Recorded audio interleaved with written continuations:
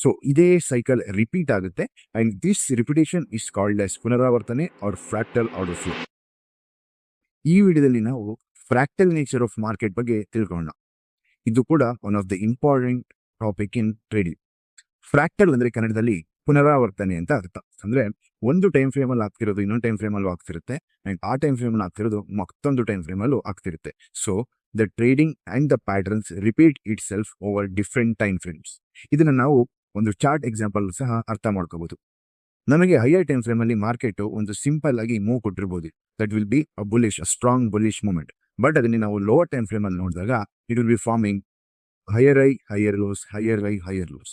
So ಇದು ನಾವು daily time frame or weekly time frame ಅಲ್ಲಿ ಇದನ್ನ ನಾವು ಎಕ್ಸ್ಪೀರಿಯನ್ಸ್ ಮಾಡಿದ್ರೆ lower time frame that is H1 time frame or M15 time frame ಅಲ್ಲಿ ನಾವು ಈ ತರ ಪ್ಯಾಟರ್ನ್ ನ ನೋಡಬಹುದು.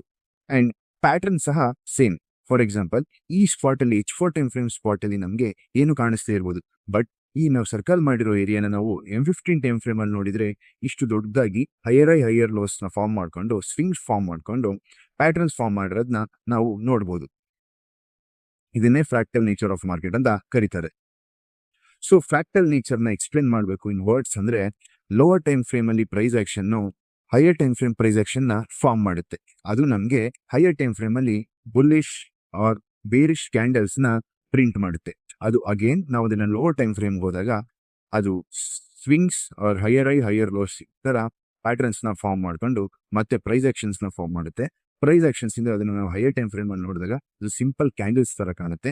ಅದೇ ಕ್ಯಾಂಡಲ್ಸ್ ನಾವು ಮತ್ತೆ ಲೋವರ್ ಟೈಮ್ ಫ್ರೇಮ್ ಅಲ್ಲಿ ನೋಡಿದಾಗ ನಮಗೆ ಪ್ಯಾಟರ್ನ್ಸ್ ಕಾಣುತ್ತೆ. ಸೊ ಇದೇ ಸೈಕಲ್ ರಿಪೀಟ್ ಆಗುತ್ತೆ and this repetition is called as ಪುನರಾವರ್ತನೆ ಆರ್ ಫ್ರಾಕ್ಟಲ್ ಆರ್ಡರ್ ಫ್ಲೋ. ಇದನ್ನ ನಾವು multiple time frame or multi time frame analysis ಸಹ ಯೂಸ್ ಮಾಡಬಹುದು. ನಾವು ಇಲ್ಲಿ ನೋಡ್ತಿರೋ ಬ್ಲೂ ಕಲರ್ ಲೈನ್ ಇರೋದು H4 time frame. H4 time frame ಅಲ್ಲಿ ನಾವು ಇದನ್ನ ಮತ್ತೆ ಡ್ರಾ ಮಾಡ್ತೀವಿ ಅಂದ್ರೆ this whole yellow colour and the purple colour line will be simply a single straight line. ಅಂದ್ರೆ ಒಂದು ಸಿಂಪಲ್ 2-3 ಕ್ಯಾಂಡಲ್ ಅಲ್ಲಿ ಫಾರ್ಮ್ ಆಗಿರುತ್ತೆ. ಬಟ್ ಅದನ್ನ ನಾವು ಮ್ಯಾಗ್ನಿಫೈ ಮಾಡಿ ಲೋವರ್ ಟೈಮ್ ಫ್ರೇಮಿಗೆ ಇಳಿದ್ಬಿಟ್ಟು ನೋಡಿದಾಗ ನಮಗೆ ಈ ತರ ಪ್ಯಾಟರ್ನ್ಸ್ ಕಾಣುತ್ತೆ. Lower low, lower high, lower low, lower high. And ಇದನ್ನ ಸಹ ನಾವು M15 ಟೈಮ್ ಫ್ರೇಮ್ ಇಂದ M1 ಟೈಮ್ ಫ್ರೇಮ್ ಹೋದ್ರೆ ಇದನ್ನ ನಾವು ಇಲ್ಲೂ ಸಹ lower low, lower high, lower low, lower high ಆಗಿ ನಾವು ಇಲ್ಲೂ ಕೂಡ ಪ್ಯಾಟರ್ನ್ಸ್ ನ ನೋಡಬಹುದು. ಬಟ್ ಇದನ್ನೇ ನಾವು M15 ಟೈಮ್ ಫ್ರೇಮ್ ಅಲ್ಲಿ ನೋಡ್ತೀವಿ ಅಂದ್ರೆ ಇಲ್ಲೂ ಸಹ ಒಂದು ಸಿಂಪಲ್ ಆಗಿ ಒಂದು ಡೌನ್ ಟ್ರೆಂಡ್ ಇರುತ್ತೆ. ಸೊ ಇದೇ ತರ ನಾವು ಮಲ್ಟಿಪಲ್ ಟೈಮ್ ಫ್ರೇಮ್ಸ್ ನ ಯೂಸ್ ಮಾಡಿಕೊಂಡು ಟೈಮ್ ಫ್ರೇಮ್ಸ್ ನ ಸ್ವಿಚ್ ಮಾಡಿಕೊಂಡು ಮಾರ್ಕೆಟ್ ಮ್ಯಾಪಿಂಗ್ ನ ಯೂಸ್ ಮಾಡಿಕೊಂಡು ಮಾರ್ಕೆಟ್ ನ ಪ್ರಿಡಿಕ್ಟ್ ಮಾಡ್ತೀವಿ.